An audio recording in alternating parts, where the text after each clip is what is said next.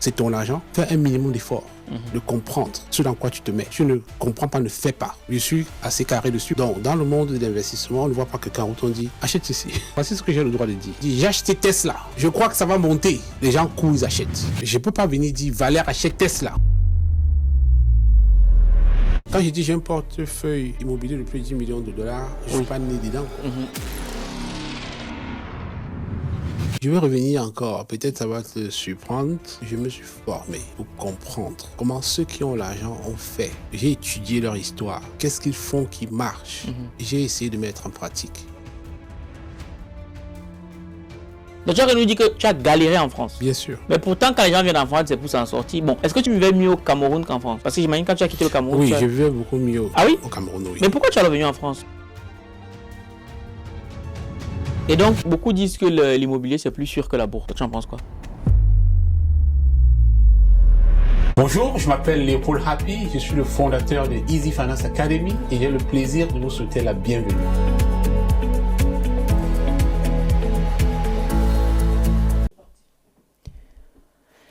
Est-ce que tu penses que les GAFA, les entreprises telles que Amazon, Facebook, que c'est quoi encore l'autre là, Quoi, les GAFAM? Google, les GAFA, est-ce que tu penses que les entreprises comme celle-là peuvent faire faillite? Je pense que c'est très peu probable. Comment ça? Très peu. Parce qu'on a vu quand même Motorola qui a fait faillite. Bon, ça ne fait pas partie des GAFAM.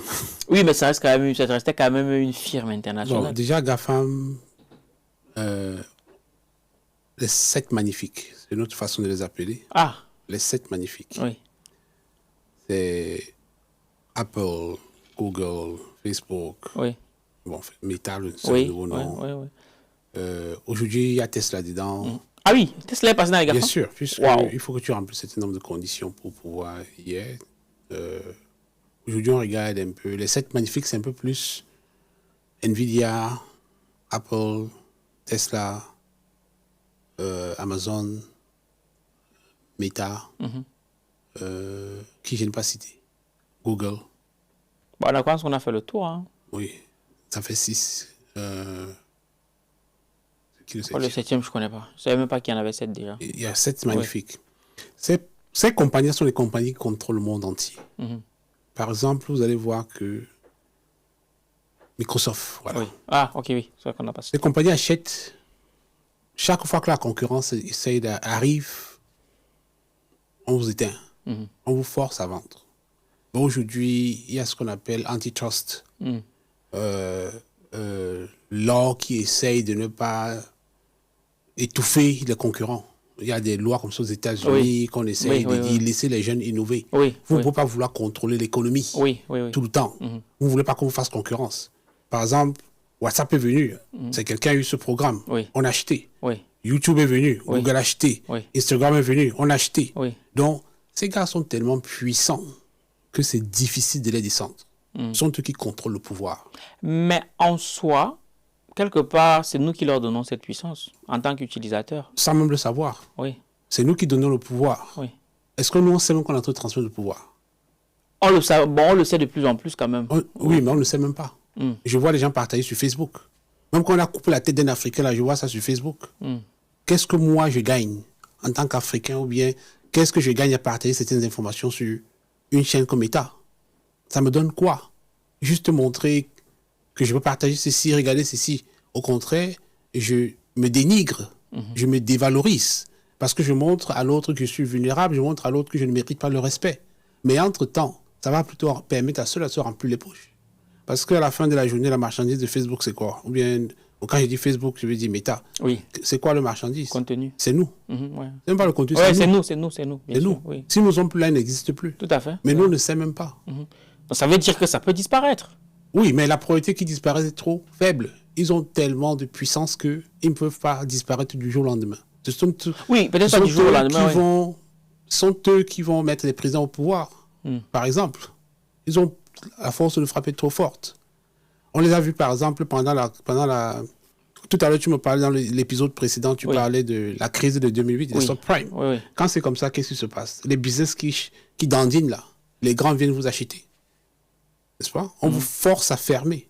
Aujourd'hui, on est en train d'étouffer TikTok sous l'étiquette que il y a espionnage. Oui, oui, c'est vrai qu'on ne fait pas trop confiance aux Chinois. Bon, en même temps, les Américains ne sont pas mieux. Hein.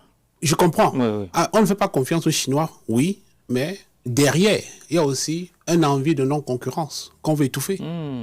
Bien sûr. Parce qu'il va venir tuer le business de Meta. Il va venir... Je suis un businessman, je suis un entrepreneur, je fais des publicités sur des campagnes sur Meta. Sur Meta. Je suis tombé sur quelques-uns. Certaines personnes en font sur TikTok. Donc imagine un peu les parts de marché que TikTok est en train de prendre depuis qu'il est venu là. Ah ben oui, c'est vrai. Et ça choque les Américains. Ah oui. Il dit, mais ce gars, il vient ici diminuer nos parts de marché. Non. On trouve maintenant une belle étiquette là pour dire, attends, il est en train de compromettre l'intégrité, la sécurité du pays. Il faut qu'on le mette dehors. Ce n'est pas la première fois qu'on essaye d'acheter TikTok. Mais il refuse de vendre. Non, on essaye. Bon, on avait essayé la dernière fois quand Trump était au pouvoir, on a essayé. Est-ce que Meta peut acheter? On a vu non. Est-ce que c'est Oracle qui peut acheter? Ça ne marchait pas. Pourquoi il ne pouvait pas? Parce que ça coûtait trop cher? Non, parce que quand tu vas acheter un business, on voit comment ça va s'intégrer dans le prochain business. Ah, ok, oui, en effet. Comme par exemple, si tu vas acheter, tu fais un studio de podcast et tout, tu vas acheter un business, tu vas voir comment est-ce que ça s'aligne avec ici. Comment ça se goupille. Oui. Donc on voit qui est mieux positionné. Mais derrière, il y a cette envie de non-concurrence. C'est d'abord ça. Et maintenant, les Américains sont tellement puissants. Ils sont tellement puissants que si ils disent non à la Chine, ça devient difficile. La Chine va vendre où? Prenons le téléphone Huawei. C'est un téléphone puissant. Mais ça n'entre pas aux États-Unis. Ils ont dit que ça n'entre pas ici. Parce qu'ils ont peur que si ça vient, tout ce qu'Apple vend là, c'est des parts de marché qui vont s'arracher. Mais ouais, bon, après les États-Unis, très souvent, ils font du protectionnisme, mais ailleurs, ils n'acceptent pas qu'on mette aussi la marque dehors. Pour se maintenir au top. Mais justement, avant, il n'y avait pas Nvidia qui était parmi les GAFAM, parmi les 7, tu appelles les 7 magnifiques. Oui. Mais justement, ils ont réussi à se hisser à ce niveau sans être rachetés. Oui, une compagnie peut émerger. Oui. Donc, pour être parmi, il y a des conditions que tu dois remplir. Si tu ne remplis pas les conditions, t'enlèves. En effet, ouais. Donc, on donne la chance à celui qui remplit les conditions. Donc même dans le S&P 500, c'est les 500 compagnies les plus puissantes aux États-Unis. Donc, ça rote. Aujourd'hui, par exemple, tu peux parler de crypto. Oui. Une façon d'investir dans la crypto en passant par la bourse, c'est d'acheter des actions, par exemple, de MicroStrategy. De MicroStrategy? Oui. Comment ça? C'est une compagnie qui s'appelle MicroStrategy. Ah, ok, d'accord. Il y a une compagnie qui s'appelle MicroStrategy qui fait dans les logiciels. Oui. À la base. Et cette compagnie a commencé à acheter les bitcoins. Elle s'est dit, je veux avoir le plus de bitcoins que le fondateur. Ah oui. Donc aujourd'hui, ils font des levées de fonds pour acheter des bitcoins. Donc, quand le bitcoin bouge, les actions de MicroStrategy bougent également. Ouais. Et finalement, ils sont dans le S&P. Ils ont pu entrer. Wow. Dans le Nasdaq, ils sont je crois que c'est dans le Nasdaq si je ne me trompe pas. Je peux regarder là où sur quel marché il se trouve. Et puisque on parle de ça, il y a tellement de questions qui se bousculent dans ma tête. Tu parlais de fonds d'investissement. Qu'est-ce que tu peux nous dire au sujet de BlackRock? Donc, ce sont les gros fonds d'investissement. Quand on dit un fonds, un fonds, c'est quoi? Je suis un petit contribuable. Oui. Je travaille. Oui. J'ai mon compte bancaire. Oui. J'ai mon compte d'épargne. Oui. Généralement, on commence avec le compte courant. Peut-être mon salaire passe par là. Mon banquier va vouloir que je crée un compte d'épargne. Oui. Il va m'encourager à créer un compte d'épargne. Il me dit, Valère, est-ce que tu sais que tu peux avoir un compte d'épargne chez nous? Pourquoi est-ce qu'il fait ça? Ah, c'est la question que je voulais poser. Parce que je sais que si je suis le banquier, je sais que plus tu as de produits avec moi, plus la probabilité que tu me quittes est faible. Ah oui, c'est vrai, c'est bien très sûr. Utile, c'est vrai, oui. Il faut que je donne plus de produits. Comme ça, quand il va vouloir partir, ça va être plus compliqué que si là. Si tu as 5 comptes à fermer, c'est plus difficile que fermer un seul. N'est-ce pas? Ouais. Maintenant, je vais t'encourager. Mets un peu d'argent dans le compte d'épargne. Je vais te donner même 1% dessus ou tel. Qu'est-ce que je fais de cet argent? C'est pour le revendre. Ouais. Je vais donner en carte bleue, en carte de crédit, tout ce que tu veux appeler là. Et je prends ça, je vais en bourse, investir. Et maintenant, comme pour aller à la bourse, il y a plusieurs niveaux. Je peux créer un fonds. Si je veux pas aller à la bourse directement, je peux dire à mes clients, je peux vous donner une possibilité d'investir avec des petits montants. Donc, on va créer un fonds qu'on appelle fonds commun ou fonds mutuel. Ça veut dire que je vais collecter l'argent de mes clients et je vais aller en bourse. Supposons que je collecte 1 million. Avec le million, je peux aller acheter les actions de Apple, de Google, de Facebook. Choisir quelques compagnies. N'est-ce pas? J'achète une action de Apple coûte plus de $200. Une action de Facebook coûte plus de environ presque $700. Meta, presque $700. Toi, tu es un client, tu as mis peut-être seulement 50 euros. On va parler en euros ici, bien en dollars. Disons le dollar. Bon, c'est pareil, ouais. Voilà. Souvent, tu as mis seulement $100. Mais ton banquier te permet d'avoir une fraction de ces compagnies qu'il a achetées. Oui, oui. Donc, qu'est-ce qu'il va faire? Il va collecter l'argent chez plusieurs personnes. Il va aller en bourse avec la somme totale qu'il a collectée. Il va acheter les actions de plusieurs compagnies. Il va scinder. Il va mettre ça comme dans un panier. Le million qu'il a collecté, par exemple, ça lui permet d'acheter un certain nombre de compagnies. Oui. Comme l'argent vient de plusieurs personnes. Va diviser. Ouais. Non, comme l'argent vient de plusieurs personnes, on va appeler ça un fonds commun. Commun, ok. Parce que c'est commun, ça vient de plusieurs personnes. N'est-ce pas? Et il va dire que ce sera comme s'il a pris un panier dans lequel il a mis toutes ces compagnies-là. Oui. Il va structurer son panier de telle sorte qu'il y aura une fraction de... Non, il y aura une unité. Il y aura la valeur de l'unité de son panier. Oui. N'est-ce pas? Oui. Quand il va dire une unité de mon panier, ça va contenir toutes les 40 compagnies ou 50 compagnies qu'il a achetées là-bas.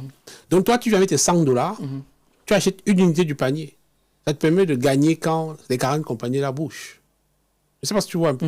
Bien sûr, bien sûr. Oui, alors que si tu ne passais pas par lui, tu ne pouvais pas acheter $100. Oui, bien sûr. N'est-ce pas? Ouais. Donc, généralement, c'est comme ça que les banques vont fonctionner. Et elles ne vont pas faire ça pour rien. Elles ne vont pas faire ça pour rien. Oui. Elles vont prendre un pourcentage sur le montant que tu as déposé. Forcément. Ça peut être 2%, ça peut être 1% pour ce travail-là. Ouais. Donc, ta banque sera toujours en train de vouloir te dire, mets de l'argent ici. Sachant qu'elle va prendre un pourcentage. D'abord, sur le montant qu'elle a collecté. Elle va aller en bourse, acheter, et revenir vous redonner. Généralement, que le fonds là, ait une bonne performance ou pas, elle sait qu'elle prend déjà tel pourcentage, que ça marche ou pas. Mais ma question, les banquiers, ces transactions-là, ces mouvements-là, sont des choses qu'ils voient. Pourquoi est-ce que tous les banquiers ne sont pas riches? Ou un minimum millionnaire? Ce sont les employés. Oui, ce sont des employés, mais qui ont ces connaissances-là. Les employés ne sont pas riches. Mais pourtant, ils peuvent le faire. Puisque ces transactions, ils maîtrisent. Disons que quand on dit pourquoi ils ne sont pas riches, c'est un peu... Ça dépend, n'est-ce pas? Si tu comprends le système, si tu es banquier, tu comprends le système, tu peux avoir de l'argent. J'avais des collègues qui avaient 7 millions dans le compte. Je travaille avec des collègues, ils ont 2 millions, 7 millions. Tu comprends comment ça marche. Si tu participes, si tu t'y intéresses, rien ne t'empêche. Mais il faut comprendre d'abord les règles du jeu. Maintenant, en ce qui concerne l'investissement, c'est différent de la banque traditionnelle, standard qu'on voit là. Quand tu vas dans une agence, ceux qui sont là ne savent pas de quoi je parle. Ah ouais? Bien sûr. Ils ne savent pas. Mais alors, apprend qu'est-ce qu'ils apprennent? C'est généralement la manière dont c'est souvent dans un groupe financier, il y a plusieurs départements généralement. Oui, justement, oui. Donc celui qui est là, le guichetier que tu vois dans l'arrière. Non, pas le guichetier, non. Après, on a un conseiller bancaire. Même les conseillers, là, parfois, c'est même pas... ça dépend des catégories. Il y a ceux qui ont suivi une formation, qui ont eu des certifications pour pouvoir avoir certaines conversations. C'est niveau par niveau. D'accord. Celui qui fait juste le fond que je viens de décrire, généralement, n'a pas le droit même d'avoir la conversation sur les marchés boursiers. Ah. Donc, le marché boursier, ça prend quelqu'un qui a une autre catégorie de licence pour pouvoir avoir ces conversations. Donc, d'une manière générale, quand tu vas souvent à la banque, les gens que tu vois là vont juste faciliter l'ouverture du compte, faciliter un certain nombre d'informations et vont transférer à un autre département. Ce département va s'occuper de ceci. Comme beaucoup de mes clients, quand ils voulaient ouvrir des comptes, ils ne venaient pas me voir directement. J'allais les envoyer à la succursale. Ils vont aller voir quelqu'un qui va les réceptionner, un conseiller financier là-bas, qui va être outillé jusqu'à un certain niveau. Donc, ça dépend du niveau, du type de produit qu'on veut discuter. Ça demande certaines licences, quoi. Ce monde est tellement réglementé. Je ne sais pas si on est au sujet là, si je reprends. Non, mais non, bien sûr, je comprends parfaitement. Ouais. Ok. Donc, ça veut dire que très souvent, les banquiers qui ne sont pas... Parce que tu dis, il y en a qui sont multimillionnaires, mais ce n'est pas la grande majorité. Mais ceux qui connaissent ces investissements oui. ont de l'argent. Bon, enfin, ont la possibilité. Il y a par exemple une chaîne que je regarde en permanence. Quand je regarde la télé, c'est la seule chaîne que je regarde à la télé, qui s'appelle CNBC. C'est une chaîne qui, qui parle de la bourse, qui parle. Tu vas voir même les présentateurs là. Tu peux taper. Tu peux voir c'est quoi sa valeur nette, net worth. Tu dis tel vaut ceci. Tu vas voir telle personne, tu vois que la personne vaut 10 millions, la personne vaut 3 millions, la personne vaut 100 millions, et ainsi de suite. D'accord. Donc, généralement, quand tu es dans ce monde, si tu t'y intéresses, tu mets de l'argent, tu peux faire fructifier. Mais si tu ne sais pas, ça va être compliqué. Ça va être compliqué. Ok. Et c'est qu'il y a quelque chose que tu me disais en off là, un épisode de ta vie où tu as réussi à générer, justement, tu parlais dans un podcast que tu as enregistré, tu as généré 300 000 dollars. Oui. Et tu dis, comment ça s'est passé avec la famille? Ça, c'était quand j'ai démissionné. Oui. En 2020, j'ai lancé mon académie, Easy Finance Academy. Et sur le côté, je tradais, acheter et revendre. Et pendant le Covid, les marchés avaient chuté initialement. J'ai démissionné au mois de février. Et quelques temps après, les marchés ont chuté d'une manière drastique. On avait l'impression que le monde s'arrêtait. Mais après, les gouvernements ont mis des mesures, des mesures incitatives pour faire que l'économie rebondisse. Oui. Et puis, il y avait beaucoup d'opportunités sur les marchés. Donc, j'avais commencé à trader avec comme 2500 dollars. Donc, avec 2500 dollars, je suis passé à environ 14 000. Je suis parti de 2500 à environ 14 000. J'achetais, je revendais, je revendais. Ouais. Et généralement, c'était les options. Produits dérivés. Oui, produits dérivés, oui. Donc, quand mon compte est tout de 14 000, j'ai injecté 40 000 dedans. C'est ça qui m'a permis d'aller à 300 000 donc de février là, jusqu'à environ la fin de l'année. Et quand j'avais fait ceci, bon, j'ai une chaîne YouTube, j'aime bien partager des informations. Et je pense que j'étais passé sur Investir au pays. Je me rappelle si c'est là que j'ai parlé de ça la première fois. Donc, quand j'ai parlé de ceci, les gens ont suivi sur mon dos Vision, que Happy a fait 300 000. J'ai reçu tellement de demandes de mon cher ami, s'il te plaît, depuis que tu es en Europe, là, tu n'as jamais rien fait pour moi. Ouais. Pardon, j'ai un problème, mon enfant est malade. Ceci. Pardon, voir le Western Union. Je ne me rappelle plus combien de chiffres, monogrammes. Les gens appellent, c'est plutôt, moi, c'est 7 chiffres. J'ai dit, mais c'est quoi 7 chiffres? Ah oui, le numéro de la transaction. Oui. Je me demande pourquoi ce nombre de chiffres. Je dis, mais le nombre de chiffres qui est sur le truc. Moi, même 7 chiffres, je ne sais pas si c'est 7 ou c'est 8 chiffres. Waouh. Oui, donc les gens me demandaient tellement, juste parce qu'ils ont appris qu'il y a le gain quelque part. Chacun va se pointer. Même celui qui ne m'avait pas contacté depuis des années que j'étais parti, essaye de m'avoir pour me poser son problème. Mais ce qu'ils ne savaient pas, c'est que pendant que je faisais ces gains-là, j'avais commencé aussi des travaux. J'ai fait aussi des Airbnb. Donc, j'ai utilisé ces fonds-là pour réinvestir dans l'immobilier. Juste petit détour comme ça. C'est l'immobilier, là, c'est en Afrique ou c'est non, au Canada. Au Canada. Oui. Ok, juste une parenthèse, on va revenir dessus sur un prochain épisode. Oui. Donc, l'argent n'était plus là. Je prenais l'argent. Je dis à mon gars, accélère les travaux, là, s'il te plaît, parce que si tu perds le temps, là, même le marché pas encore parti. Donc, justement, j'ai pris ça pour... Et du coup, donc ça veut dire, et la famille, alors, comment tu as géré avec eux, malgré les demandes? Tu disais quoi à la famille? Je ne dis rien. Ah, tu ne réponds même pas? Je ne donne pas. Tu dis carrément que tu ne donnes pas? Je ne réponds pas aux appels. Ou bien je n'ai pas. Si tu as la chance que je te réponde. Ah oui? J'ignore. Et ça ne te dérange pas quand on dit que tu es un gros chichard? Je m'en fous de ce qu'on pense. Je ne vis pas par rapport à qu'est-ce qu'on dit. Je vis par rapport à qu'est-ce que moi je pense. Il peut penser ce qu'il veut. Il est chiche, il est ceci. Non, ça ne m'intéresse pas. C'est ce que moi je sais qui compte. C'est pas ce que lui dit. Parce qu'autrement, là, on tombe dans les émotions. N'est-ce pas? Je veux plaire. Non. Je peux plutôt encourager ceux-là qui font des efforts. Oui, je veux plutôt donner l'opportunité à ceux-là qui font des efforts, qui ont envie de comprendre comment j'ai fait. Et moi, je vais apprendre aux gens à pêcher. Je ne vais pas leur donner du poisson. Ok, d'accord. Je vois parfaitement. Et du coup, quand tu rencontres la famille, par exemple, là, tu es sur Paris, tu rencontres la famille et tout, qui paye la note quand vous allez peut-être au restaurant? Bon, Qui paye la note? Bon, je ne vais pas tout le temps, disons que je ne vais pas au restaurant tout le temps avec la famille. Oui. Il m'arrive parfois de venir ici, parfois certains frères vont m'inviter, mais il m'est arrivé aussi de venir ici et inviter toute ma famille au restaurant, et leur offrir un restaurant. Ça veut dire que tu as les moyens. Donc tu leur montres que tu as les moyens. Mais pourquoi tu ne peux pas les aider quand ils te disent que ouais, j'ai besoin de 200 €, 300 € pour faire ci, ça? Pourquoi tu ne les aides pas? Comme je dis, j'aime apprendre à pêcher que de donner du poisson.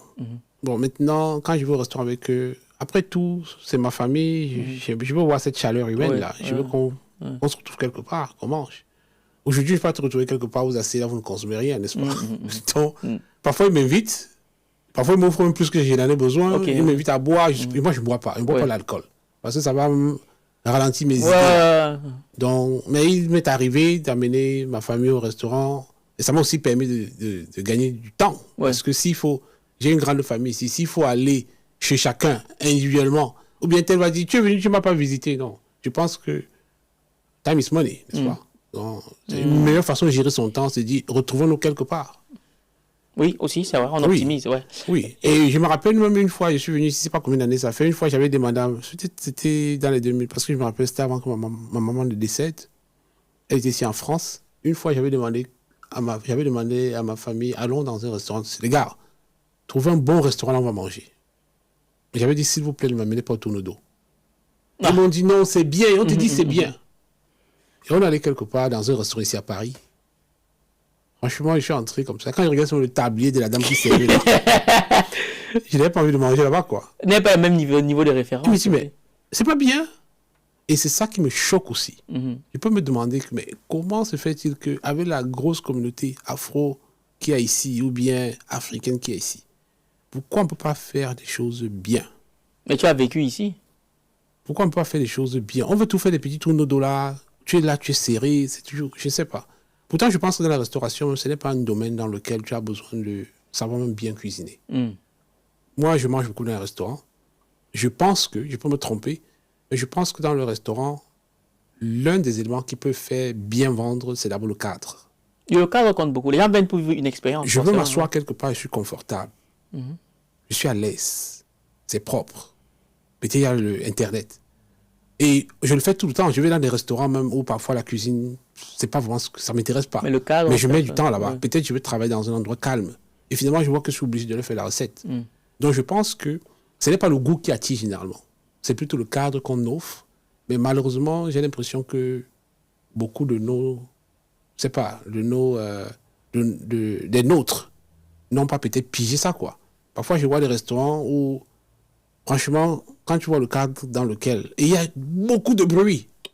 Tu es au restaurant comme ça, mais seulement le bruit, même là, il y a une musique, là, tu ne peux pas causer avec les gens. Tu vois? Je vais aller au restaurant avec un ami, on échange, je parle peut-être business, parle de telle chose. Mais si la musique est déjà à un certain niveau, je ne peux pas. Je dois crier. Je sais que, en général, nous, on crie, n'est-ce pas? Peut-être aussi dû à la chaleur dans laquelle nous sommes nés. On parle fort. Ouais. Ok. Et je sais qu'en offre aussi, tu me disais que à ce jour, au niveau de l'immobilier, quand même, tu as un patrimoine qui a plus de 10 millions. Oui. Participez à la 4e édition du Week-end de l'écrivain. Rendez-vous ce samedi 3 mai au Salon de l'Aveyron à Paris pour des conférences, panels et ateliers. Plus de 1500 participants attendus, des speakers de renom et une multitude de stands à découvrir. Inscrivez-vous vite sur argentlivre.com, les places sont limitées. Événement sponsorisé par Copili.io. Tu as un patrimoine immobilier qui a plus de 10 millions de dollars, d'après ce que tu m'as dit. Et j'aimerais quand même que tu nous montres d'où tu pars. C'est que tu m'as montré une photo tout à l'heure là. Est-ce que tu peux nous remettre la photo là? Quand j'étais ici en France? Oui, est-ce que tu peux remettre la photo? Donc là, justement, normalement, là, en ce moment, on devait être en train de voir une photo de Happy. Donc, est-ce que tu peux nous expliquer un peu cette photo? Disons que ça, c'est une photo, je crois, ça, c'était avant que je n'aille au Canada. Oui. Je vivais ici en France, je faisais la livraison. Oui. Et je livrais les téléphones à France Télécom. Je livrais des colis aussi. Oui. Et ça, c'était mon camion de livraison. Et à l'époque, là, même, je travaillais avec un compatriote qui ne me payait même pas, quoi. Il ne te payait pas. Il ne payait même pas. Ouais. Donc, c'était pas évident, quoi. J'ai fait des boulots durs et j'ai fait l'Allemagne. C'était pas ce que je voulais. Je suis allé en Angleterre. Ce n'était pas ce que je voulais. Je suis venu ici. C'était pas ce que je voulais, donc... Mais tu voulais quoi? Et je me cherchais. Tu cherchais quoi? L'argent? Je voulais avoir une meilleure vie que la galère que je vivais ici. Ouais. Donc, tu as nous dit que tu as galéré en France. Bien sûr. Mais pourtant, quand les gens viennent en France, c'est pour s'en sortir. Bon, est-ce que tu vivais mieux en France? Est-ce que tu vivais mieux au Cameroun qu'en France? Parce que j'imagine quand tu as quitté le Cameroun. Oui, je vivais beaucoup mieux au Cameroun, oui. Mais pourquoi tu es revenu en France? Non, je ne suis pas venu en France, je suis allé en Allemagne. Oui, pourquoi tu es allé en Allemagne alors, si tu étais bien au Cameroun? Donc, quelqu'un m'a escroqué d'abord. Ouais. Je faisais business déjà. Oui. Donc, j'avais une entreprise. J'avais 7 personnes qui travaillaient dans l'entreprise. Ça se passait bien jusqu'à un certain moment. Oui. Après, il y a un membre de la famille qui m'a pris beaucoup d'argent. Combien à peu près? Ça, je veux garder ça un peu. Oui. D'accord. Oui, donc il y a quelqu'un qui m'a pris beaucoup d'argent. Et ça chamboulait mon business, quoi. Et c'était une anarque. Oui. Ça m'a pris du temps Oui. pour comprendre que c'était une anarque. Et puis... Pas un membre de la famille? Oui. Et pourquoi tu n'as pas porté plainte? Bon... Généralement, la famille s'attend parce que tu portes plainte, n'est-ce pas? Bon, je l'ai arrêté. Oui. Je l'ai enfermé. Oui. Après, il s'est enfui. Ouais. Et bref, ça a chamboulé mon business. Ça a apporté quand même beaucoup de secousses dans la famille. Ouais. Et finalement, j'avais des dettes parce qu'il y avait bouffé des tontines et tout ceci. Il fallait que je rembourse. Ouais. Donc, c'était stressant. Et finalement, j'avais besoin de changer d'air. Mais pourquoi changer d'air? Tu n'es pas allé, je sais pas moi, au Togo, au Bénin? Pourquoi l'Allemagne? Bon, parce qu'à l'époque, j'avais quand même une relation en Allemagne. Mon frère vivait en Allemagne, il est décédé. D'accord. Mais il vivait. Bon, quand je vivais au pays, je n'avais pas vraiment... Quand les affaires marchaient, je n'avais pas l'intention forcément de venir en aventure, quoi. Je n'avais pas l'intention de venir en aventure. Bon, je suis allé en aventure, ça ne s'est pas passé comme... Bref, c'était dur. C'était dur. Et puis, c'est pourquoi je me déplaçais, aller chercher ce que je ne trouvais pas où j'étais arrivé, quoi. Ok. Tu sais pourquoi je reviens sur cet épisode? Parce que là, tu as dit quelque chose, peut-être toi, tu ne t'en rends pas compte. C'est que ça fait des années que je suis dans le business. Oui. Ça fait combien d'années à peu près? J'ai commencé le business, je dis 96. Ah oui, quand même, 96. Ça fait plus de 20, ça fait à peu près 29 ans que je suis dans le business. Oui. Mais je peux même dire même avant, parce que quand j'avais 8 ans déjà, 8 ans, 10 ans, ma mère était une commerçante, comme on l'appelle Bayam Selam. Oui. Elle vendait du poisson. Oui. Donc elle m'a initié très tôt. Oui. Elle me réveillait à 4 h du matin, on devait à la poissonnerie populaire pour acheter du poisson. À un moment donné, c'est moi qui allais tout seul. À 16 h, là, j'achetais des cartons de poisson, je transportais le taxi pour aller au marché Mélène, détailler. J'ai vendu à friperie, j'ai vendu beaucoup de choses. Donc, j'étais à l'école primaire. Je me rappelle, on allait à l'école on appelait de midi ou de matin. Oui, Voilà. de midi et de matin, oui. Voilà, donc j'allais à l'école primaire. Quand j'allais à l'école à midi, le matin, je devais aller au comptoir de ma mère. Je devais aller vendre à ses côtés. Oui. Donc, le fait de l'avoir vu faire le business, ça m'a impacté, quoi. Donc, je me rappelle, j'étais au cours moyen 1, je vendais du lait en classe. J'avais la boîte Nido. Waouh. Je vendais le lait. À l'époque, là, on prenait le lait. On léchait. J'achetais, oui, on léchait. J'achetais le lait de 5 francs sur la pomme de main. Sur la pomme de main. Il fallait que tu achètes une pour 25. Oui, bien sûr. Comme un petit entonnoir. Ouais. Donc, il y avait déjà cette notion-là. Cette niaque du business qui était en moi depuis. Je voulais faire le business. Donc, et j'ai toujours voulu avoir ma flexibilité, quoi. Je n'aime pas être dépendant. Je n'aime pas qu'on m'impose des choses. Je veux me sentir flexible. Donc, je pense que ça aussi contribue à ce que j'aille chercher, quoi, pour avoir cette flexibilité. Donc, ça m'a plu. Et puis, je me suis lancé en business. J'ai vu que ça marche. Et puis, je me plaisais dedans, quoi. Et quand je fais quelque chose, je fais à fond. Ok. Donc, j'aime aller à fond. Je fais à fond, j'aime explorer. D'accord. Et là, tu te retrouves dans l'immobilier, tu pèses plus de 10 millions. Qu'est-ce que tu as mis en place pour pouvoir avoir un patrimoine de plus de 10 millions de dollars? Je vais revenir encore. Peut-être ça va te surprendre. Je me suis formé pour comprendre comment ceux qui ont l'argent ont fait. Oui. J'ai étudié leur histoire. Qu'est-ce qu'ils font qui marche? J'ai essayé de mettre en pratique. Initialement, avec moins de sérieux. je me suis brûlé. Hmm. J'ai perdu beaucoup d'argent. Combien à peu près? Bon, ma femme n'est pas au courant. À l'époque, je ne Bah, donne une excuse alors, puisque c'est passé déjà. À l'époque, je ne pouvais pas lui dire, mais aujourd'hui, elle est dedans. Oui, Elle peut mieux comprendre. oui. Mais pour que ça marche, moi, j'ai commencé à m'asseoir, dire, mais pourquoi je perds? Qu'est-ce qui ne marche pas? Et puis, finalement, c'est comme ça que, après avoir été exigeant avec moi-même, discipliné, dit que je veux comprendre. Et puis, comprendre les règles aussi, comprendre que quand je perdais, là, j'aurais pu ne pas perdre. Donc, quand j'achète les actions, si ça baisse, je ne tremble pas si j'ai bien choisi ma compagnie. Je dois seulement travailler sur ma patience et sur ma discipline. Ma discipline me dit, ne prends pas tel type de compagnie, ne mets pas ton argent dans tel type de compagnie. C'est difficile de respecter ça. Mais si je réussis à le faire, une fois que j'ai pris ceci, si ça ne se passe pas bien, supporte. Fais des recherches sur l'entreprise. Est-ce qu'il y a des mauvaises nouvelles? Est-ce qu'il y a des bonnes nouvelles? Donc ça, c'est aussi difficile à le faire. Mais si tu réussis à le faire, tu vas voir que oui, tu peux avoir des moments bas, mais qui sont juste temporaires. Ouais. Après, après la vague là va passer. Comme pendant la crise de 2008. Ouais. Plein de compagnies ont perdu, n'est-ce pas, ont disparu.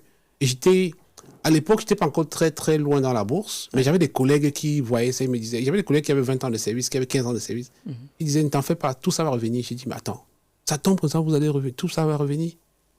Donc, je pense que quand tu as dans cette compréhension, cette connaissance, quand tu comprends les règles du jeu et tu travailles sur ta patience, sur ta discipline, tu peux être plus patient et puis tu peux dégager beaucoup de gains, quoi. Oui, mais du coup, tu nous avais déjà perdu combien à peu près? Bon, là, je parle de... Je ne sais pas, peut-être... Je ne me rappelle pas exactement. Ça peut être peut-être dans les 20 000, 30 000. Oui, mais à une époque, pour toi, c'était beaucoup d'argent. C'était beaucoup d'argent, bien sûr. C'était beaucoup d'argent, en effet. C'était beaucoup d'argent, mais cette perte ne m'a pas choqué autant qu'une autre perte. J'ai perdu, je me rappelle, j'avais perdu $2 600 sur une compagnie. Jusqu'aujourd'hui, je ne sais pas si une perte m'a autant choqué, quoi. Pourquoi ça t'a autant choqué? Parce que c'était la première fois que je perdais. C'était la première fois que je perdais les 2600 là. C'était sur une compagnie de Manuvie qui fait des assurances. Je n'avais jamais perdu en bourse autant. Mais quand j'ai perdu dans l'autre somme que j'ai dit, 20 000, c'était pas ma première perte en fait. Donc ça c'est un cumul, n'est-ce pas, ce que je donne. Mais il y a un 2600 que j'avais perdu, ça m'avait tellement touché. Et c'était l'impatience qui m'avait fait perdre. Oui. J'avais tremblé. Oui. J'avais acheté des actions. Oui. Ça a baissé. Oui. C'était pendant la crise de 2008. Là. Oui. Quand ça a baissé, j'ai vendu très vite. Et des mois après, c'est remonté. Ouais. Ah oui. Et quand je dis ça m'avait choqué parce que à l'époque, là, je ne comprenais pas très bien les règles du jeu. Et je me rappelle même à l'époque, là, je venais de rencontrer ma femme. À l'époque, je flirtais avec elle.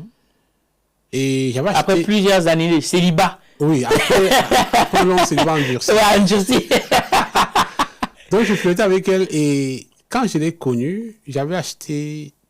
Un autre fantasme que j'avais, c'était... J'aime beaucoup la musique. Oui. Et je m'étais dit, si un jour je réussis à pouvoir voir mes idoles en concert, franchement, je ne vais pas hésiter, quoi. Si je réussis à avoir l'opportunité de voir mes idoles en concert, je ne vais pas hésiter. Donc, quand j'arrive au Canada, j'ai la possibilité d'aller au concert de Boyz II Men. Ah oui. End of the road. Voilà. J'ai la possibilité d'aller au concert de Kennedy. Wow. J'ai la possibilité d'aller au concert de Tina Turner. Wow. George Benson. C'est des gens que j'ai vus. Oui, bien sûr. Alors, j'avais acheté le billet pour le concert de Tina Turner. Elle est décédée, paix à son âme. Et c'est une dame que j'aimais beaucoup. J'aime beaucoup sa musique. J'avais acheté le billet. Et comme j'ai dragué la petite, j'avais acheté le billet pour nous deux. Comme d'habitude. Malheureusement, c'est la semaine-là j'ai perdu 2600 là. Ah ouais. Le concert qui était tant attendu, finalement, le jour du concert, j'étais tellement mal en point que je n'ai pas enjoy, quoi. Je n'ai pas profité. Ta tête était sur les dés. J'étais seulement sur mes 2600 là. Et j'étais vilain. J'étais pas un gentleman. J'étais vilain avec la petite. Et elle ne comprenait pas. À l'époque, il ne faut pas lui en parler et tout ça. Elle ne comprenait pas pourquoi j'étais vilain ce soir, quoi. On allait au concert, la musique, je ne disais rien. Quand Tina Turner a chanté, elle est même venue face à moi là et tout ça, je ne la regardais même pas. Tu n'étais même pas avec elle. J'étais seulement sur mes $2600. Donc, je convertis ça putain en 7 ans, je voyais que... Ouais, la Bon, conversion. après, j'ai pris le temps de comprendre les règles du jeu, j'ai même perdu ceci après, même un peu plus, je me suis rendu compte que, bon, c'est rien, quoi. Donc, tu peux avoir une perte qui t'a touché plus qu'une grosse perte. Tu vois, une petite perte qui t'a touché plus qu'une grosse perte. Et c'est le cas chez moi. Ok, oui, bien sûr, je comprends parfaitement, Et ma question, justement, puisque tu nous as parlé plus ou moins de l'immobilier, il faut se former, bon, il faut apprendre. Aujourd'hui, j'imagine quelqu'un qui se lance dans le salariat. Bon, il est salarié, il n'y a rien de mal à ça. Et maintenant, il t'entend, il t'écoute, parce qu'il y a beaucoup de choses. On entend les cryptos, on entend le trading, on entend la bourse, on entend l'immobilier. Bon, pour quelqu'un qui veut se lancer dans ces activités-là, par quoi il commence? L'immobilier ou la bourse? Je dirais que ça dépend du capital avec lequel tu veux commencer. Si tu veux commencer par l'immobilier,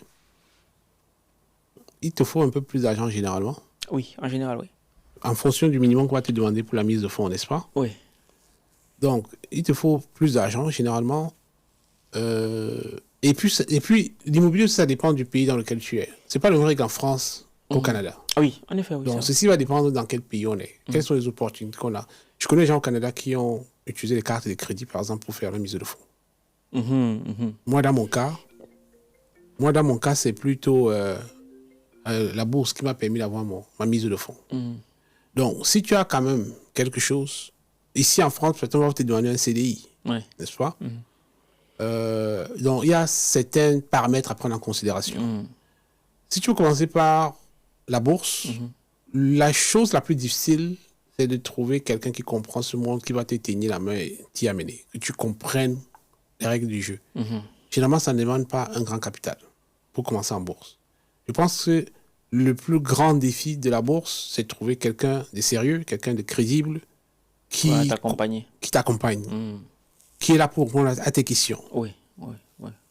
Et qui a de l'expérience, qui a des résultats. Ah oui, c'est vrai. Et qui peut être là quand tu as des questions pour les répondre. Et qui va te dire la vérité. Qui ne va pas te vendre l'illusion. Qui va te dire que tu peux perdre. Que tu peux aussi gagner. Et qui va te dire que si tu viens en espérant que tu vas perdre, ce n'est pas pour toi. Parce qu'à la fin de la journée, les gains, c'est une combinaison de pertes. Donc, il faut que mes gains dépassent mes pertes. Oui, forcément. On ne peut ne pas perdre. Mais tu as donc besoin de quelqu'un qui te dit la vérité. Sans juste te dire, tu vas devenir millionnaire demain. Et donc, si tu comprends ceci, tu suis très bien, tu respectes ce qu'on te dit, je ne comprends pas pourquoi ça ne marche. Je ne vois pas pourquoi ça ne marcherait pas. Donc, tu peux commencer par la bourse sans un gros capital. Certains peuvent commencer par la crypto, mais il faut aussi que tu comprennes les règles du jeu. Je pense que par la crypto, c'est aussi possible de lever des fonds, de faire de l'argent. Oui. Tu peux gagner très vite, comme tu peux tout perdre très vite. Bien sûr. Parce que tu ne comprends pas les règles. Et je pense que la crypto est beaucoup plus volatile que la bourse. Beaucoup plus facile de gagner, beaucoup plus facile de perdre. Ou de maintenir le gain que tu as fait. Et je pense qu'en bourse, je pense que sur les marchés, la chose la plus difficile, ce n'est pas de faire de l'argent. Ah oui? La chose la plus facile en bourse, pour moi, c'est de faire de l'argent. Mais la chose la plus difficile, c'est de maintenir ce gain que tu as fait. Ah oui, ok, d'accord. Donc, tu peux aller sur la crypto, tu fais beaucoup d'argent d'un coup. Après, tu vois tout ça s'évaporer. Parce que tu n'as pas su comment conserver. Je préfère la bourse parce qu'il y a des outils pour gérer ton risque. Je peux dire, dès que j'ai fait un certain montant comme ça, voici ce que je peux utiliser. Oui, certains vont me dire qu'il y a le stop loss et ceci, mais ça va au-delà. Même déjà, le type de compagnie. Quelles sont les nouvelles économiques? La bourse est basée sur l'économie. Je peux suivre l'économie et à quel niveau ça me permet de savoir quelle décision stratégique je peux prendre pour telle position. Et quand j'ai une bonne compréhension de l'économie, c'est tellement connecté à la bourse. Quand j'ai une bonne compréhension de comment est-ce que l'économie fonctionne, j'ai beaucoup plus d'opportunités sur les marchés boursiers. D'accord. Ok. Et pour compléter la question, tu as demandé est-ce qu'on commence par la bourse, l'immobilier ou bien l'entrepreneuriat. Tu peux aussi te lancer dans l'entrepreneuriat. Oui. Bon, moi, il veux rester vraiment sur l'immobilier et la bourse. Ok. Parce que, voilà, parce qu'il y a une question qui va suivre, c'est on commence par quoi du coup? Bon, je prends en plus qu'on est en France, je vais prendre le ressortissant français lambda qui a, allez, je vais dire 10 000 euros d'économie. Oui. Voilà. Et qui se dit, est-ce que je vais pas me former à la bourse ou alors je vais me former à l'immobilier parce que c'est aussi possible d'investir dans l'immobilier sans apport. Ça, c'est possible. Oui. Et puis, même, il y a aussi l'immobilier sans les banques avec la sous-location. Ça, c'est possible. Ça, je demande, voilà.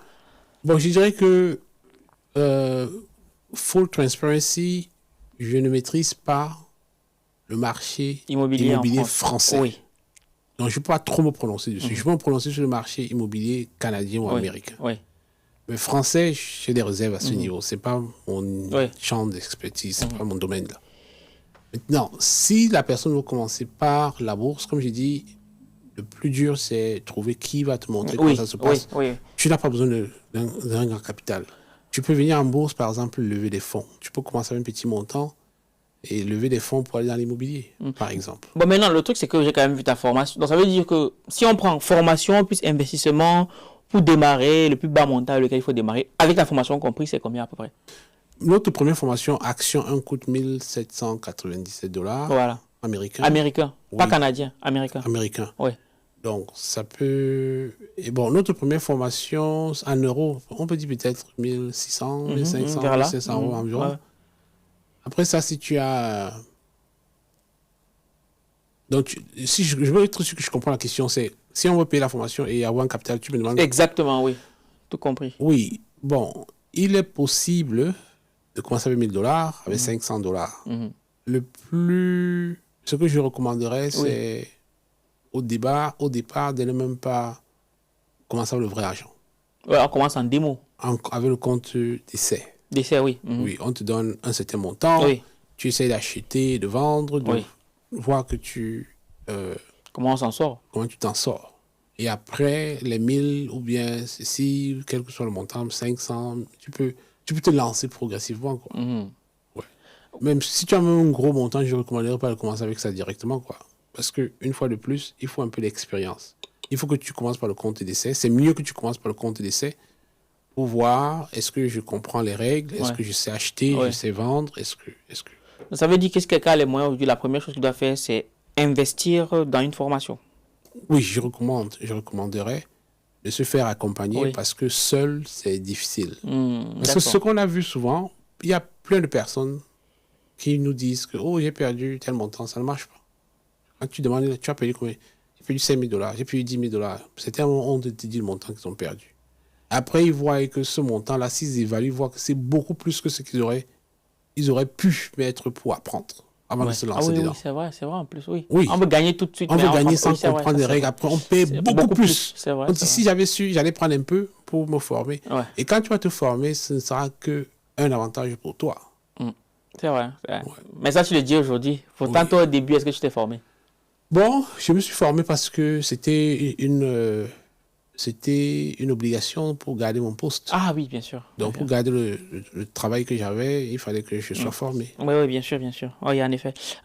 Et donc, beaucoup disent que l'immobilier, c'est plus sûr que la bourse. Toi, tu en penses quoi?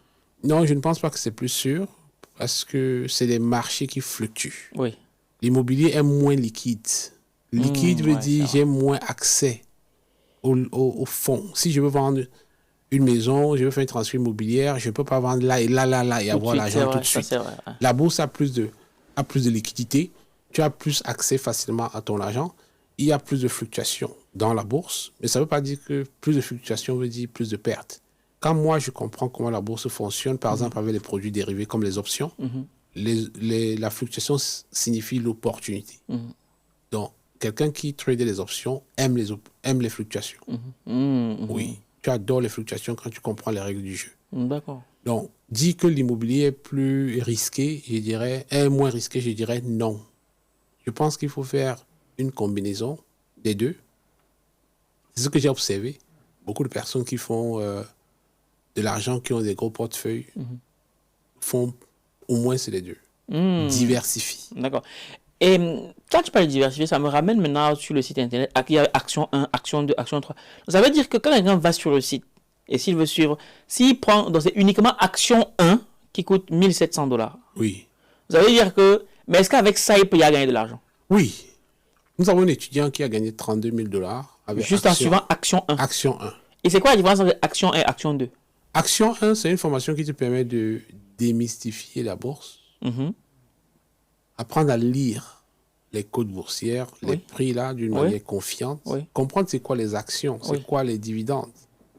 Pourquoi une compagnie va en bourse? Comment est-ce qu'une compagnie fonctionne? Comment est-ce qu'on gagne de l'argent dessus? Qu'est-ce qui fait que le prix augmente de $100 à 150? Comment est-ce qu'on achète une action? Comment est-ce qu'on vend une action? C'est qui le courtier? Quels sont les comptes qui sont disponibles?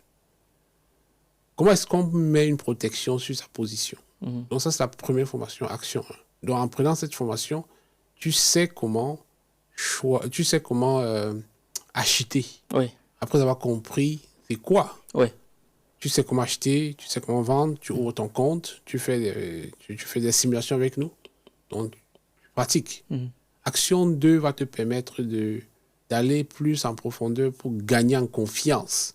Je fais avec confiance. S'il y a 10 compagnies, je suis plus confiant que je vais choisir celle-ci parmi les 10. D'accord. J'apprends à analyser pour prendre les meilleures décisions. Donc ça veut dire que mais déjà dans Action 1, quelqu'un qui prend ça, il peut déjà aller sur les marchés. Oui, bien sûr. Tu peux aller sur les marchés, mais tu n'auras pas cette confiance dont je parle. Tu n'auras pas la possibilité d'analyser en profondeur des compagnies pour savoir est-ce que ceci est meilleur que l'autre. D'accord, mais du coup... À quel moment j'achète, à quel moment je vends. Donc, Action 1, si tu décides que je vais acheter des actions d'une compagnie ABC, tu sais le faire. Je veux faire telle chose, je sais le faire. Je veux comprendre c'est quoi une action, c'est quoi un ETF, je sais le faire. Avec Action 1. Je sais lire les codes. Mais la différence avec Action 2, tu vas savoir quoi acheter. Ah, ok. Qu'est-ce qui est mieux d'acheter? Et pourquoi tu achètes ici? À quel moment c'est mieux de l'acheter? À quel moment c'est mieux de vendre? D'accord, ok. On va plus en profondeur, on bâtit ta confiance. Et on te montre aussi, si tu veux profiter quand les marchés sont baissiers, parce qu'on peut gagner quand le marché monte ou quand le marché descend. Oui, bien sûr. Si tu veux gagner quand les marchés sont à la baisse, tu sais le faire avec Action 2. Ou alors, si tu veux utiliser l'argent du courtier pour investir, pour avoir l'effet de levier, tu sais comment le faire. D'accord. Ça va Action 2. Donc, en amont, tu disais qu'il y a quand même quelqu'un qui a gagné tous les $32 000 en prenant uniquement Action 1. Action 1. Et ils sont nombreux à avoir gagné autant avec Action 1? Bon, on a plusieurs gains. Bon, on dit que plusieurs 32 000, je dirais pas certain. Parce que ça dépend aussi des résultats que nos étudiants nous repartagent. On a des étudiants qui gagnent, qui ne veulent pas partager. Parce que parfois, c'est une situation familiale, ils ne veulent pas passer à Mondovision. Je vais dire que j'ai eu ceci, je vais être vu par... Donc, les résultats que nous donnons, généralement, c'est des étudiants que les étudiants ont volontairement voulu partager avec nous. D'accord. Mais on a d'autres étudiants qui ont gagné $10 000, qui ont gagné certaines sommes. Donc, voilà un peu. Dans l'ensemble, on a des étudiants qui ont gagné des centaines de mille jusqu'aux millions avec les actions, avec nos formations, avec les options. Ok. Et est-ce que par rapport à ça, tout à l'heure même, on va regarder sur le site internet, est-ce que par rapport à ça, par exemple, les offres quand même pour le français moyen, parce que là nous sommes en France, le français moyen, ça a l'air un peu élevé. Est-ce que c'est possible de régler en plusieurs fois? Oui, bien sûr. Nos formations peuvent être payées en 3 fois. Régler en plusieurs fois, oui. D'accord, ok. Et maintenant, ça a l'air un peu élevé. Je veux revenir sur ce point pour dire, généralement, les formations, quand les gens trouvent que c'est élevé, je dirais que ça dépend de sous quel angle ils regardent. Qu'est-ce qui est prioritaire pour vous? Parce que si je paye 1500 par exemple pour une formation qui me donne le potentiel de gagner $10 000, $100 000, je ne sais pas si c'est vraiment sous cet angle-là qu'on devrait regarder en disant que c'est cher. Je devrais plutôt me demander c'est quoi la valeur que ça va m'apporter. Qu'est-ce qu'il y a dedans? Quel est le potentiel que je récupère mon argent? D'accord. Donc c'est sous cet angle-là que je devrais plutôt regarder et puis me dire, si je regarde, même si je n'ai pas les moyens pour me l'offrir en ce moment, quel sacrifice je peux faire pour me l'offrir? Parce qu'à la fin de la journée, il suffit d'investir en soi.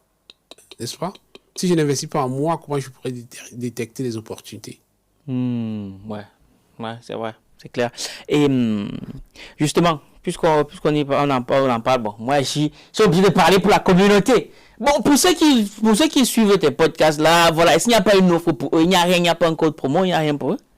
Bon, pour ceux qui suivent nos podcasts, je leur recommanderais de nous contacter. De nous contacter à travers le lien qu'on va mettre ici. Et puis, nous allons voir ce qui est possible. Parce que je ne sais pas quand ce podcast va sortir.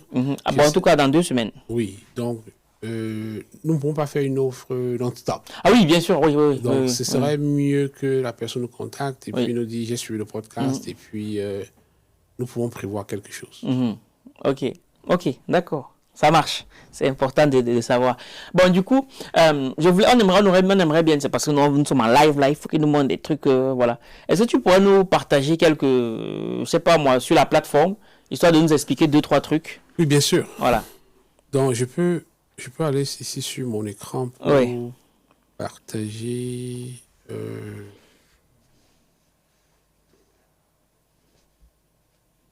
Attends, descends un peu, il y a une autre photo que j'ai vue là. Un instant. C'est sorti. Ouais, attends, c'est pas là. Le PowerPoint est parti. Bon, si c'est fermé, c'est pas. Ouais, c'est ça. Non, tu reviens. Voilà, là, non, à droite. Là. Bon, ça, c'est une de nos formations. Ah non, c'est que c'est pas ça, c'est pas ça. C'est pas ce PowerPoint ici. Oui, j'essaie. Il y a une autre photo ici, peut-être. Cette photo? Oui, reviens un peu dessus. Bon, et du coup, cette image, est-ce que tu peux nous commenter un peu cette image? Oui, là, j'étais arrivé au Canada. Oui. Je n'avais pas d'expérience canadienne. Ouais. Ah, là, tu es au Canada? Oui. Ok. Là, je suis arrivé au Canada. Je n'ai pas d'expérience canadienne. Oui. On me dit qu'il faut avoir l'expérience. Ouais. Je me suis dit, mais attends, je suis venu ici pour me chercher, vous me parlez de quoi là? Ouais. Si je ne travaille pas quelque part, comment est-ce que je vais donc avoir l'expérience? Donc, j'ai commencé à laver le sol. Je nettoyais le sol, je faisais le ménage dans une entreprise qui fabriquait du lait. Ouais.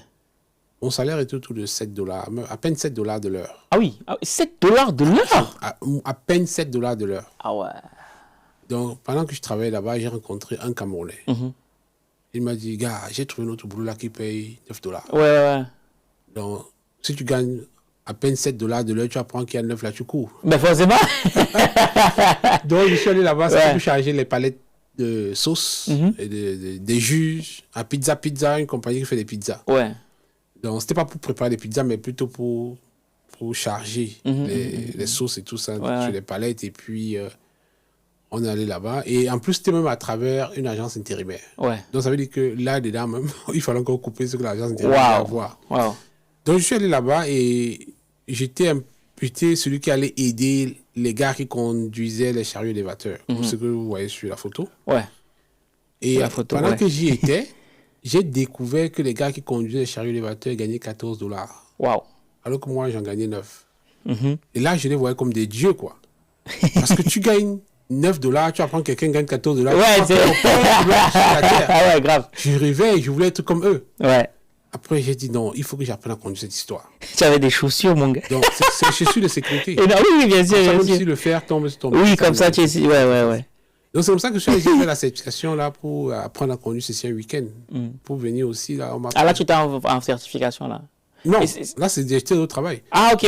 Parce que pour conduire ça, il faut avoir un permis. Ouais. Donc, je suis allé passer le permis là un week-end. Je suis venu au travail, j'ai le truc, et on m'a pris. Et là aussi, je suis passé à $14. Et du coup, j'imagine que ça, c'est une diapo que tu diffuses très souvent pendant la formation. Oui. Et quand tu leur diffuses cette diapo-ci, qu'est-ce que tu veux leur transmettre comme message? Je vois pizza. Oui, je leur montre à peu près mon parcours. Je leur montre que je veux amener les gens à comprendre que même ce que j'ai montré avant, où ici, j'étais en France, j'ai fait beaucoup, j'ai été comme vous.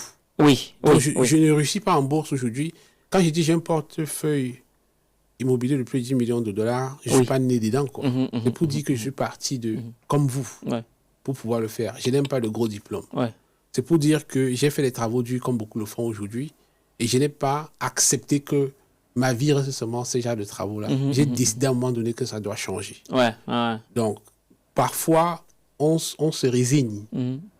On dit, voilà, je n'ai plus d'alternative, je vais juste accepter la situation que la vie me présente. Je pense qu'il faut choisir. Si on veut rester dedans, bien si on veut passer à une autre étape, quoi. Donc, voici même d'autres photos là. Là, c'est des boulots que j'ai fait quand je suis arrivé au Canada, travailler à l'usine, porter le fer, et tout ceci, travailler dans le froid. Donc, tout ceci, c'est avant d'aller à la banque. Donc, je pense que c'est une volonté. Et c'est pourquoi je crois beaucoup en only the sky is the limit. Only the sky is the limit. C'est toi qui vas te fixer ta propre limite. Limite, en effet. Donc, moi, je ne me fixe jamais la limite. Jamais. Waouh. En tout cas, c'est très inspirant. Attends, j'ai perdu le truc. Ok. Et du coup, revenons donc sur le site internet. Comme ça, tu vas nous expliquer un peu les graphiques pour que nous on comprenne mieux ce que c'est. Parce que tout ça, ça nous allait être très abstrait. Ok.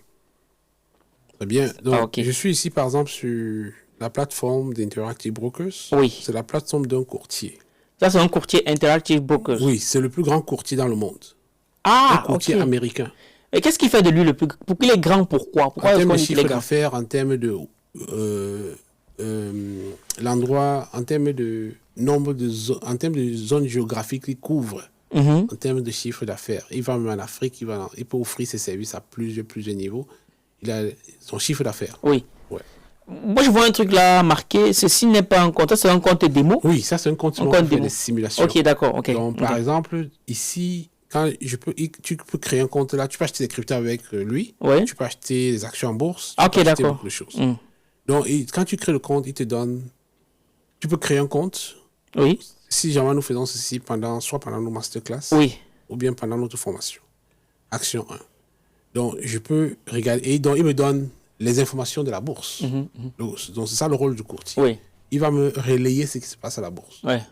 Je prends, par exemple, si je peux mettre le nom d'une compagnie, je peux mettre Apple, je peux mettre Google, je peux mettre Meta. Je peux mettre le nom d'une compagnie ici. Je lui dis, montre-moi les informations sur Meta. D'accord. Donc, il me dit, une action de Meta coûte $685. À l'instant. À l'instant. Oui. Si je veux l'acheter, oui. Voilà le bouton pour acheter. Donc, je communique avec le courtier. Ok. Pour pouvoir acheter ou vendre. Oui. Et c'est aussi simple que ça? C'est aussi simple que ça. D'accord. Il y a quelqu'un qui a envie d'acheter. Il dit ici, il y a le cours vendeur et le cours acheteur. Oui. Donc, il y a un acheteur, puisque c'est une vente aux enchères. Oui. Le vendeur a envie de vendre ses actions à $685,25. L'acheteur dit non, moi je vais payer $600. Oui, mais... Donc, il y a un écart de 25 centimes. Ouais. Donc, c'est comme si on faisait une vente aux enchères. Ouais. On dit par exemple, mise à prix, 685,25. Qui prend?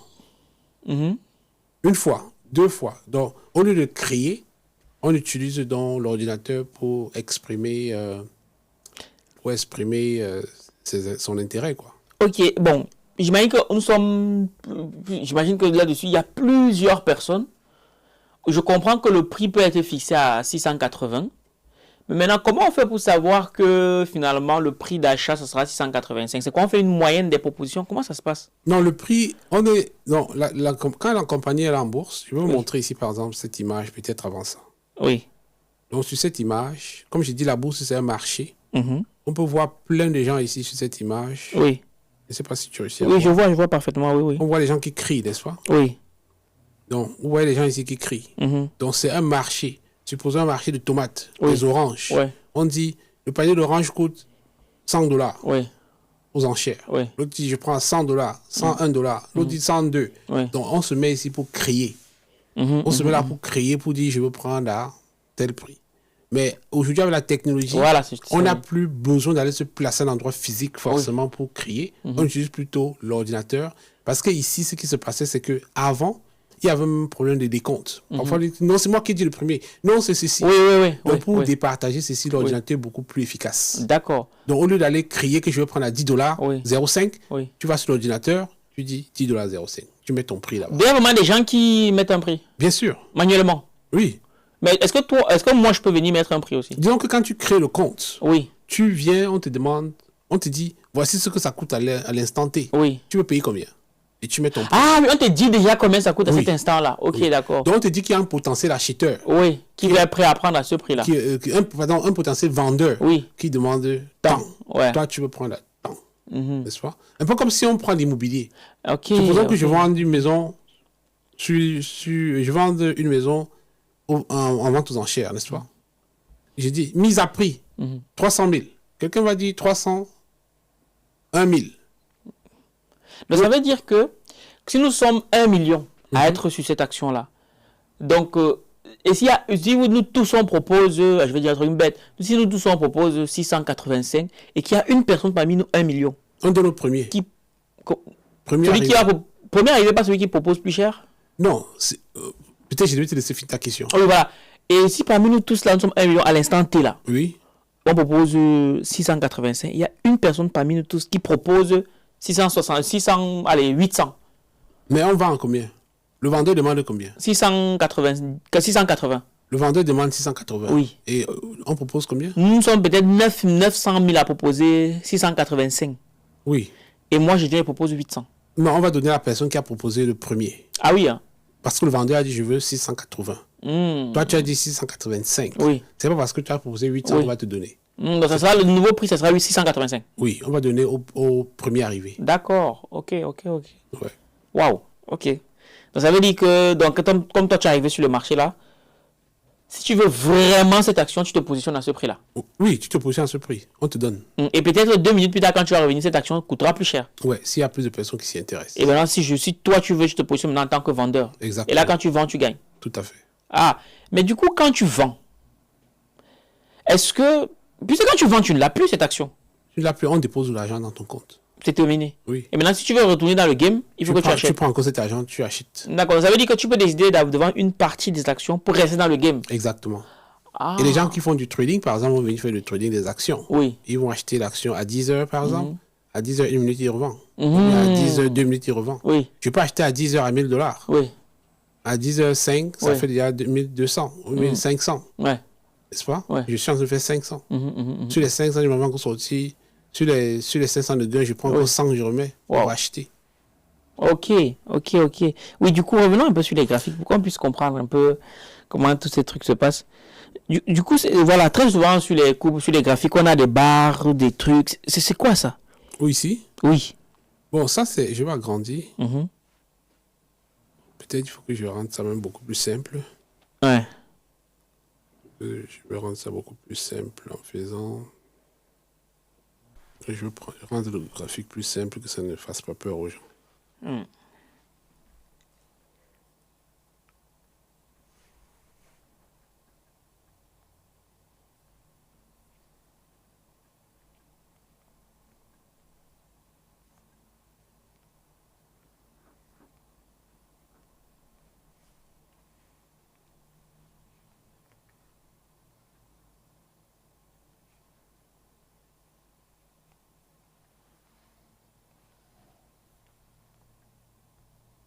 Qu'est-ce qui s'est passé? La planter. Bon, je vais vous montrer. Peut-être je vais aller sur Yahoo Finance. Bien sûr, bar chat, prendre.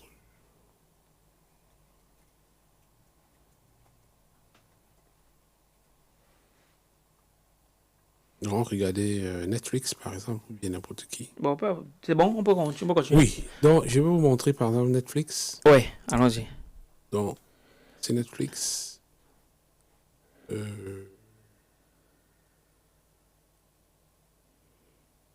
que tu vois? Oui, je vois très bien. Mhm. Ok. Là, nous sommes sur quoi de Netflix, là? Sur les actions de Netflix. Les actions de Netflix, ok. Oui. Netflix, c'est une compagnie qui fait Les séries, les machins, les voilà, films et regarde tout. les films là-bas, n'est-ce Ouais. pas? Donc, je peux faire. Est-ce que tu peux réduire un peu la fenêtre? Je peux montrer ici. Est-ce qu'on voit le prix? Oui, 974. C'est le prix d'une action. Le prix d'une action. Oui, Netflix, 974. La fenêtre est très grande là? Oui, c'est un peu dézoomé. Ah, c'est très grand. Ah non, c'était chez moi, autant pour moi, non, c'est bon. Ok. Donc, ça veut dire que là, on a une action, on a le truc de Netflix. Et je vois quand même un moins 0,18%. Ça veut dire quoi? Que les actions ont baissé? Ça veut dire que, puisque nous sommes dimanche, Oui. le marché ouvre de lundi à vendredi. Oui. Ça veut dire que vendredi, Oui. il y a une baisse de 1,77 $ par rapport à jeudi. D'accord, ok. Et qu'est-ce qui aurait pu entraîner cette baisse-là, selon toi? Bon, les gens entrent, les gens sortent. Parfois, quelqu'un peut avoir acheté. Il s'est dit, je vais faire tel montant. Oui. Si j'atteins, je sors. Donc, Ok. ce jour, ça veut dire qu'il y a eu beaucoup plus de vendeurs que la journée d'avant. D'accord, ok. Et ça peut aussi être lié aux nouvelles. Mhm. Peut-être la Chine est en train de se positionner très fort sur un produit. On voit que peut-être Netflix va être affecté, à perdre ceci, ou bien à plus d'abonnés. Ça Oui. fait que ça monte, ça Oui. fait que ça descende. Donc, les D'accord. nouvelles aussi. Ouais, ok. C'est ça qu'on appelle l'analyse fondamentale. Oui, Ok. c'est une partie de l'analyse fondamentale. Ok. Oui. D'accord. Bon, du coup, on veut comparer. Les barres là qui montent, c'est rouge, c'est vert, c'est quoi ça? Ça nous montre comment l'action s'est comportée sur une période. Mhm. Donc ici, par exemple, bon, ici en bas, je peux voir. Ici, par exemple, Voici, ici on est en 2021. Oui. On voit une grosse chute ici. Mhm. Vous avez vu que les actions en 2021 coûtaient environ $689. Ouais. On voit ici. Quand je me place là, on peut voir sur la verticale ici, on peut voir le prix.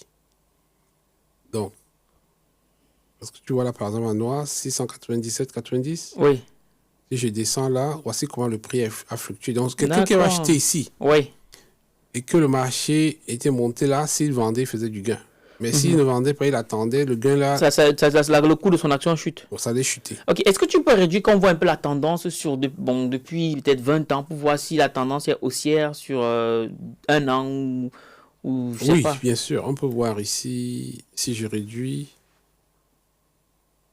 Donc, on peut voir ici, donc, ça c'est 10 ans. Oui. Donc, Ah oui, on voit. Ah oui, en effet, ça Netflix. continue. Ah oui, Voici Netflix en 10 ans. waouh, énorme. Ah oui, ah oui, Oui. ah oui. Donc, malgré tout ce qu'on dit, On se voit que ça continue à ça monter. continue. Je peux prendre encore une autre compagnie, Apple. Mhm.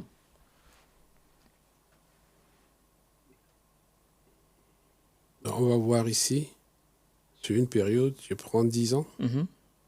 Ah oui, c'est là qu'on 5 ans. comprend bien le sens du mot patience prend. Voilà.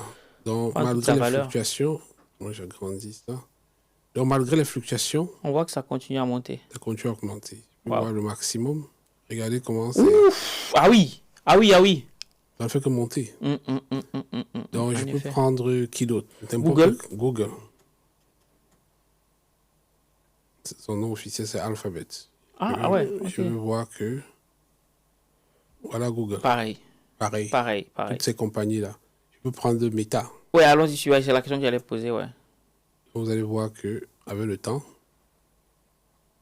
Ah oui, ça monte. ah oui, ah oui. Donc, Warren Buffett, l'un des investisseurs les plus célèbres, dit que la bourse, c'est l'endroit où les impatients transfèrent leur argent à ceux qui sont patients. Ah oui, c'est bien dit ça. Ouais. Les impatients transfèrent leur argent aux patients. Ah oui, c'est fort.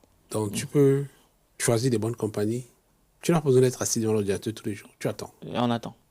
Waouh, Maintenant, quand ça te donne, tu peux prendre ceci pour faire le Western, pour faire les MoneyGram, pour acheter des mèches brésiliennes, waouh. pour prendre des abonnements Netflix.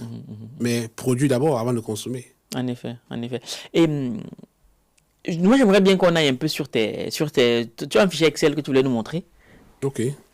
Et comme ça, j'aimerais bien que tu nous racontes un peu par rapport à tes gains et même tes pertes aussi, la petite anecdote qui se cache derrière quelques-unes d'entre elles, celles que tu veux bien partager. Bon, voici par exemple. Bon, ça c'est seulement un compte. Donc ça veut dire, c'est toi qui l'as construit le fichier Excel. Donc, ça veut dire quand on prend la formation, on a aussi ce fichier. Oui. Ok. Nos étudiants ont accès à ce fichier. On leur donne ceci. Comment remplir et tout. Oui, on D'accord. leur montre comment remplir. Et puis ici, je peux montrer. Ouais, chez nous, dans notre académie, quand nous avons des gains, nous appelons ça du piment. Du piment. Ouais. Quand nous avons des pertes, nous appelons des tomates. Mais pourquoi piment? Parce que ça chauffe. C'est un étudiant qui nous a inspirés, quoi. Ok. Parce qu'il y a une année, je crois que c'était la toute première classe, il était en train d'enseigner. Et ça, c'était l'un de nos étudiants, un aîné. Oui. Parce que quand j'ai lancé l'académie, Ouais. l'aîné avait, quoi, 62 ans, Oui. de cette année-là. Et une fois, j'étais en classe avec eux sur Zoom en train d'enseigner. Ouais. À un moment donné, il me dit, mais Léopold, mets du piment dans ta sauce, là. Mhm. Mets du piment. Je ne comprenais pas de quoi il parlait. Je dis, mais je ne comprends pas. Il dit, mais non, ça ne pique pas. Mets du piment. Et finalement, quand j'ai creusé, il voulait que je montre des gains. C'est là que je me disais, mets du piment, mets du piment. Donc, finalement, nous avons adopté cette terminologie ouais. piment pour dire gain. Et après, on s'est dit, mais comment est-ce qu'on peut appeler nos pertes? Et quelqu'un est venu me dire, Tomate. Donc, quand tu fais un certain type de piment, nous on dit que comme les Ivoiriens, Oui. il a le piment garçon. Ok. D'accord, je comprends bien. Ouais. Ok, oui. Bon, on va choisir un au pif comme ça. Bon, je sais pas trop. Donc, ça veut dire que ici, ce n'est pas seulement les pertes, Oui. ou seulement les gains. Oui. Donc, les verts ici c'est le piment.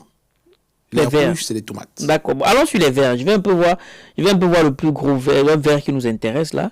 Bon, je peux prendre une position au hasard. Oui. Bon, alors on peut les plus récentes ici. Je peux Oui, prendre. une position, je vois 21 000 quelque part. Bon, c'est Je vois 16 000. 16 000. Bon, ça c'est Tesla par exemple. Oui, allons-y un peu. Non, ça c'est MicroStrategy, 16 000 là. Est-ce que tu peux nous raconter un peu Bon, MicroStrategy d'abord, c'est la compagnie dont je parlais tout à Oui, l'heure. Si tu oui, veux oui, laisser la des crypto, bitcoins, ils la achètent des crypto, bitcoins, ouais. n'est-ce pas? Donc, MicroStratégie, je suis entré dans la position, on peut voir ici, je suis entré le 25 octobre 2024. Oui. Je suis sorti le 21 novembre. Du 25 au 21. C'est presque un mois. Oui. J'ai attendu environ un mois. Oui. J'ai investi 4 000. Ah ouais, c'est la question que je voulais poser. Donc, j'ai investi 4 000. J'ai vendu à presque 21 000. Mais pourquoi tu n'as investi que 4 000? Pourquoi tu n'as pas investi plus ou moins? Bon, parce que par position, Oui. je veux aussi mettre un certain montant, quoi. Oui. Et comme ça, c'est seulement un de mes comptes. Oui. Je ne vais pas prendre tout mon argent dans une position. Si ça ne se passe pas bien. Oui. Et j'ai investi, quand vous voyez là que Trump va gagner, Oui. toutes les déclarations qu'il faisait par rapport. Oui. Donc, si on regarde là, du 25 octobre au 21 novembre, Oui. si je m'en vais maintenant sur le graphique de MicroStratégie pour voir Comment ça a évolué? comment ça a évolué. Donc, je vais entrer ici MicroStratégie. Je peux écrire MicroStratégie.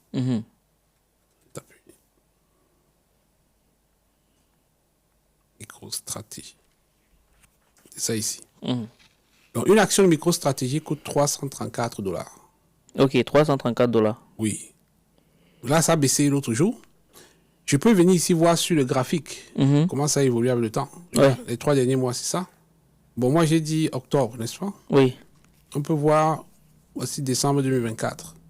Je suis entré le 25 octobre. Je suis entré ici. Oui. Je suis sorti ici. Oui. Donc, ça Ah veut oui, dire, tu voyais si je déjà ne sortais que même pas, ça allait, ça allait encore continuer. Oui. Ouais. Donc, je suis sorti parce que j'atteins mon objectif. Ah, ton plan tu rentrais, c'était que tu avais pour but de faire les 16 000. Disons que le jour-ci même là, Oui. j'étais à une conférence. Hmm. La position s'y faisait $25 000. Oui. J'étais en conférence à Montréal. Oui. Et j'ai montré à mes étudiants ce jour-là. Je savais que je vais sortir à la pause. N'est-ce pas? Oui. À un moment donné, je vois que ça a explosé, ça montait. C'était beaucoup monté ce jour-là, jusqu'à 25 000. Et puis, pendant que j'étais en train de présenter la conférence, il y avait beaucoup de fluctuations. Après, ça a rechuté et ça continue à bouger, quoi. Donc, si je n'étais pas sorti là, j'aurais pu faire beaucoup plus parce que c'est monté. Et puis, c'est monté, c'est redescendu, c'est remonté, et ainsi de suite. Oui, après ça. Ok, d'accord. Ah oui. Donc, celui qui a acheté, par exemple là, qui a tremblé quand on est arrivé ici, a vendu, a perdu. En effet, ouais. Mais si tu avais attendu, si tu avais acheté ici, Oui, si plus tu haut avais là. acheté là, Oui. ça allait t'amener Plus haut avec encore. plus d'argent. Tu ne prends pas, ça redescend. Donc, le graphique permet de voir ce qui se passe. Mais ce là, qui s'est du passé. coup, tu ne t'es pas servi des indicateurs pour sortir?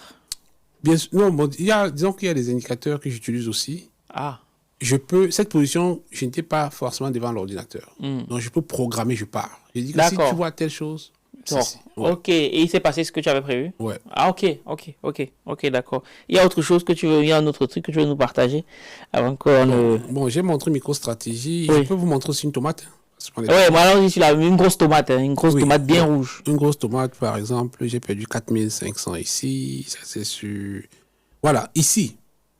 Ça, c'est le S&P 500. Oui. Ça, c'est les 500 compagnies les plus puissantes aux États-Unis. Ah oui, ok, d'accord. Donc, à un moment donné, quand je suis entré sur la position, là, en octobre, donc quand le marché monte, Oui. à un moment donné, il redescend. Oui, forcément. Tout ce qui monte à un moment donné va doit descendre, bien redescendre. sûr, bien sûr. Donc, quand j'avais vu que le marché montait trop, moi, j'ai commencé à miser qu'il va descendre. J'attendais faire de l'argent sur la descente. Oui, sur la descente. Et ce n'est pas descendu. C'est descendu après la période que moi j'avais anticipée. Et finalement, j'ai perdu. Donc, pour que je fasse de l'argent sur cette position, il fallait que le marché baisse plus tôt. Et j'ai misé qu'on va descendre, mais on est plutôt monté. D'accord. Et parfois, donc, je peux voir que ça ne va pas dans le sens, je coupe. Je peux décider de couper la perte. Oui, à un en certain effet, niveau. oui. Ou bien je peux dire, j'ai mis un 5 000 $, je suis prêt à perdre 5 000 $. Donc là, toujours, tu suivais les indicateurs. Oui, bien avant sûr. de prendre une... Ok, Ouais. ok. Mais et qu'est-ce qui fait fluctuer le marché? C'est les nouvelles? C'est quoi? C'est les banques qui mettent de l'argent dans un sens? C'est quoi? Disons que pour qu'une action passe d'un prix comme de 10 $ à 11 $, Ouais. il faudrait que... C'est l'offre et la demande, en fait, qui fixe les prix. Ok. Il y a d'abord l'offre et la demande. Après, il y a les informations aussi économiques qui peuvent influencer le marché. Par exemple, on a vu les marchés sont tombés lundi dernier parce qu'on a dit que la Chine a trouvé une formule beaucoup moins chère, beaucoup plus rapide que ChatGPT. Oui. DeepSeek. Oui, en effet, oui, j'ai entendu. Ça a craché les marchés. Ouais, en effet. Pourquoi? Parce qu'on se dit, est-ce que c'est vrai? Donc, on peut dépenser moins maintenant pour avoir ChatGPT, pour avoir ces solutions-là. Parce que l'investisseur, qu'est-ce que lui regarde? Quelle est ma marge bénéficiaire dedans? Qu'est-ce que tu vas générer comme profit? Ouais. Si on dit que la Chine a trouvé une formule moins chère, je suis en train d'investir avec ce gars, est-ce qu'il a mesure de pouvoir battre? Suivre? Oui. Parce que la concurrence arrive. Ouais. Il va perdre des parts de marché. Mieux, j'enlève d'abord mon argent. Et on voit ce qui se passe. On voit ce qui se passe. Alors qu'on comprend l'information, c'est quelque chose. Oui, l'information est très capitale. Dans la bourse, justement, j'aime beaucoup parce que c'est palpable. Tu peux suivre ce qui se passe. Ta culture même, tu es plus cultivé quand tu suis les marchés, tu comprends ce qui se passe. J'ai beaucoup d'étudiants aujourd'hui qui sont contents et disent que Happy, je comprends la culture générale, je comprends l'économie, je comprends ce qui se passe dans le monde. Vous avez dit, j'ai cru comprendre aussi que les banques avaient les informations avant nous. Bon, il y a ce qu'on appelle des informations privilégiées pour les initiés. Par exemple, si je travaille à la banque, bien entendu, je vais avoir certaines informations que tu ne vas pas avoir. Oui. Mais la réglementation fait qu'on n'a pas le droit d'utiliser ces informations n'importe comment pour des raisons de conflit d'intérêts. Je dois essayer d'éviter des conflits d'intérêts. Donc, quand moi, par exemple, je travaille à la banque, il y a des choses que je n'ai pas le droit de faire. Strictement interdit. Parce qu'on sait que j'ai accès à certaines informations. D'accord. Et si je ne respecte pas, c'est un crime. Je parle en prison. Ouais. Jusqu'à même celui qui habite sous mon toit, je dois déclarer un certain nombre de choses. On a vu ça plusieurs fois, des gens qu'on a arrêtés qui sont en prison parce qu'il a vendu la mèche.